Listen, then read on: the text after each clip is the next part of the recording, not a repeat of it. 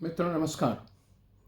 मैं डॉक्टर अजय अपने India politics channel पर, जो मेरा इंडिया पॉलिटिक्स पार्ट 2 है, आपके समक्ष हूँ। मेरा शॉर्टर वर्जन इंडिया पॉलिटिक्स नाम से चलता है। ये उसी का एक तरह से कहिए तो लार्जर वर्जन है, पर सब्जेक्ट्स बराबर कॉमन नहीं होते, अलग अलग भी होते हैं। आज संसद पर ही हम बात करेंगे, उस संसद पर जिसके इनॉग्रेशन होने हैं बस अगले ही इसी महीने 28 तारीख को प्रधानमंत्री द्वारा किया जाना है। यह घोषणा हुई है। इस पर अपोजिशन पार्टीज़ ने ज़बरदस्त विरोध किया है। अचानक यह विरोध काफ़ी तेज़ हो गया है, काफ़ी तेज़ हुआ है। एक एक करके 20 पॉलिटिकल पार्टियां आ चुकी हैं जो इसका विरोध कर रही हैं। उनका मानना है कि प्रधानमंत्री को इस नए पार्लियामेंट का उद्घाटन नहीं करना चाहिए। इसका उद्घाटन या तो राष्ट्रपति महोदय करें, या कुछ लोगों का मानना है कि स्पीकर भी कर सकते हैं।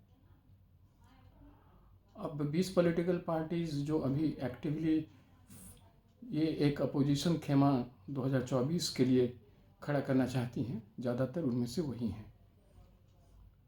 अब ये एक ऐसा इशू है, ऐसा मसला है जिस पर दोनों तरह की बातें अपने अपने तरीके से कही जा सकती हैं, इसमें कोई शक नहीं है। प्रधानमंत्री नहीं करेंगे तो ठीक है, राष्ट्रपति महोदय भी कर सकती हैं, क्योंकि आफ्टर ऑल राष्ट्रपति तो निश्चित तौर पर पार्लियामेंट को कॉन्स्टिट्यूट करती हैं, चूँकि कोई भी एक्ट बिना उनके दस्तखत के या उनके दस्तखत के बगैर एक्ट बनता नहीं है। यह तो है। अब लेकिन बावजूद इसके राष्ट्रपति, एक बात और है कि वो राष्ट्राध्यक्ष होते हैं, वो शासनाध्यक्ष नहीं होते हैं। देश के शासनाध्यक्ष तो प्रधानमंत्री ही होते हैं, यह बात भी है। और देश के प्रधानमंत्री स्वतः तो आकर के प्रधानमंत्री नहीं बन जाते। कोई भी प्रधानमंत्री, चाहे वो भाजपा का हो या कहीं और अपोजिशन खेमा, जो आज का अपोजिशन खेमा है उसका हो, इसके पहले भी बराबर जब भी हुआ है, जनता ने ही अपने तरीके से चुनकर भेजा है। या तो डायरेक्टली, कई बार ऐसा होता है कि सीधे के सीधे जो भी मैंडेट आता है वो प्रधानमंत्री के नाम से आता है, जो वहाँ आते हैं।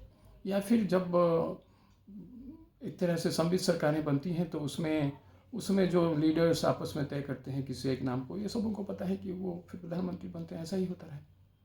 तो वहाँ भी इन इफेक्ट तो जनता की मर्जी से आए हुए दल ही मिल करके किसी एक को, अगर ये सम्मिलित सरकार है तब भी किसी एक व्यक्ति को जो चुनती है वही प्रधानमंत्री बनते हैं। तो एक्सप्लेनेशन तो यही हुआ ना कि जनता ने ही उन्हें चुनकर भेजा है।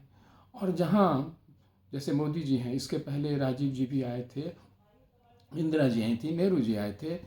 ये लोग तो सीधे सीधे जब चुन करके आए तो मैंडेट सीधे सीधे उनके नामों से था। वाजपेयी जी भी आए, उन्हें भी उनके नाम से मैंडेट मिला था, मिला जुला करके अब कहा जा सकता है। और मोदी जी को तो सीधा सीधा मिला है।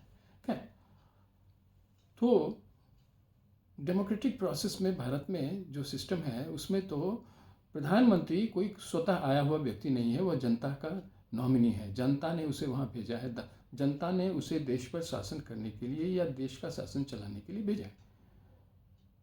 अब सवाल ये है कि वो क्यों नहीं करे। उसका करना कहाँ गैर कानूनी और कहाँ गैर वाजिब हो जाता है, बात तो समझ में नहीं आती। फिर अपोजिशन खेमा से भी जो पार्लियामेंट में जो भी सदस्य होते हैं, ठीक है, वो लोग भी चुनकर ही आते हैं, परंतु उन्हें मेजोरिटी तो नहीं होती, तभी तो अपोजिशन में है। तो सत्ता तो उनके पास होती नहीं। तो क्या जो जिनके पास सत्ता नहीं है उन्हें मिलकर के किसी एक नेता को चुन के इसका इनॉग्रेशन करना चाहिए ऐसे ऐसे अवसरों पर? यह सवाल तो पचता नहीं है। और लेकिन अब अगर इस पर भी सहमति बनती है तो हम लोग क्या कह सकते हैं, हम लोग तो जनता है भाई। लेकिन बात तो ये बात सच है ना कि ये बात थोड़ा सही नहीं है। अब अगर आप देखिए तो सच पूछिए तो ये एक बड़ा और मोमेंटस क्षण होगा जब देश में पहली बार आज़ादी के बाद अपना पार्लियामेंट हाउस बन रहा होगा, जो आज़ाद भारत में निर्मित हुआ होगा। इसके पहले 1921 से लेकर के 27 तक जब भारत देश आज़ाद नहीं हुआ था तो अंग्रेज़ों ने ही जो आज का प्रेजेंट पार्लियामेंट बिल्डिंग है उसको बनवाया, उसको इनॉग्रेट भी किया। और इनॉग्रेट किसने किया? तब के जो हेड थे, उन्होंने किया, लॉर्ड इरविन ने किया, जो ब्रिटिश रिप्रेजेंटेटिव थे। और आज के कंटेक्स्ट में अगर देखा जाए तो चलिए उन बातों को हम छोड़ देते हैं। और जो जो ब्रिटिश रिप्रेजेंटेटिव थे तो वो ब्रिटिश गवर्नमेंट, जो ब्रिटिश पार्लियामेंट को जो हेड करता था, जो वहाँ सरकार थी, उसके नुमाइंदे थे। तो वहाँ की जनता के नुमाइंदे के नुमाइंदे थे जो जिन्होंने इसका इनॉग्रेशन किया था। तो उस हिसाब से तो वो भी जनता के ही थे, जो ऑफ कोर्स वो इंग्लैंड की जनता थी, और वहाँ चूँकि हम लोग उसके शासन में थे तो थे। तो आज की स्थिति में अगर हम देखें तो ये बड़ा ही एक अजीब सी स्थिति लग रही है। स्पीकर करें तो ठीक है, करने के लिए कोई कर सकता है, स्पीकर कर सकते हैं, राष्ट्रपति महोदय तो कर ही सकती हैं। वो ओवरऑल पार्लियामेंट की हेड तो वही होती हैं। लेजिस्लेटिव जो भी एक्ट पास होते हैं बिना उनके दस्तखत को तो होता नहीं है। तो पार्लियामेंट में प्रेसिडेंट भी काउंट होते हैं उस तरह से अगर देखें तो। लेकिन ये बात तो तय है कि पार्लियामेंट का जो सेशन, ऑफ कोर्स प्रेसिडेंट के नोटिफिकेशन से वो आहूत होता है, लेकिन on the advice of the council of ministers which is headed by prime minister, ये भी तो है।